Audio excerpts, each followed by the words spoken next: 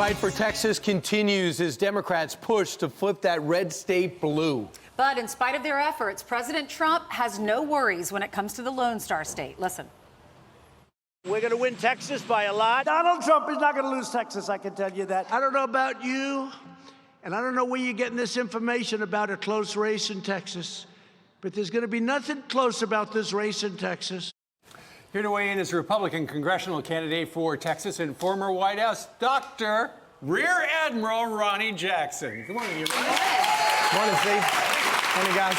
So, how close is it in Texas to turning blue? Well, you know, I think it's not near as close as the left and the liberal press would want you to believe.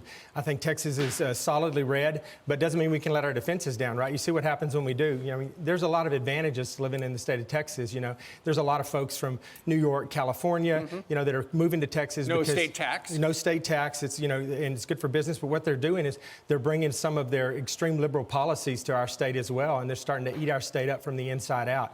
I mean, you know, I would say that Austin's already, you know, been consumed by those liberal policies and those folks. But we just need to make sure that they're not dictating, you know, policy for the state of Texas. We need to keep our Texas, our Texas values intact. And so we got a lot to do, but we got some good candidates running, and I think we'll do a good job keeping it red. Dr. Jackson, you were the doctor to President George W. Bush, President Obama, and President Trump.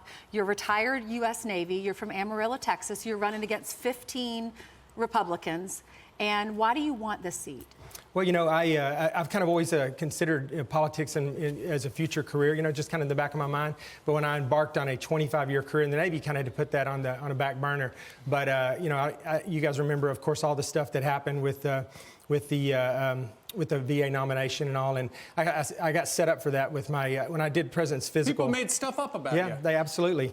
And what I didn't realize is when I briefed the President's physical exam, and they'd been building a narrative for weeks and weeks about how he was physically and mentally unfit to be president, and I got up there and briefed his physical and just basically tore that down and took that off the table, and that just went away. We just took it off the table. At that point, I had the Trump stamp on me, and I was a marked man, and so I think they were out to get you. They were out to get me, and whenever they had the opportunity with the VA nomination, they ultimately came after me, and yeah. But you're putting yourself back into the fray. You're going to be put under that scrutiny, and I guess you welcome it. Max Thornberry, Will Hurd, Kenny Marchant, Pete Olson, Mike Conaway, Bill Flores, all retiring in Texas. Right. Six GOP lawmakers. Six, it's amazing. A lot of people say they feel that they can't win again. You believe you can win. Yeah, no, I do believe I can win, and I believe we got to get people in there that not only can win, but they can be a loud, proud voice, you know, a strong voice for the district. It's a big red district. It's a big red district. We're going to have a lot of freshman congressmen coming in, and that's what I tell folks is the one thing I can do for the district is, you know, I don't really have to start from scratch as a freshman congressman. You know, Congressman Thornberry's been there for 26 years. He has a lot of influence, a lot of authority. He's a big voice when he speaks. People listen. The day he leaves, that's zero. That's gone for the district. But I think I'm the exception to that, and it's not Ronny Jackson that makes me the exception. It's circumstance. I've worked with President Bush since day one, or President Trump, Bush, and Obama. But I've been in the Trump administration with President Trump since day one of his administration. And you know, so I'm a trusted agent there. You know, I can make things happen at that level. So. And all three presidents have great things to say about you and your family. So thanks so much, Dr. Jackson. Best of luck. Thank you. Ronny. Thank you. Thank you, guys. All right.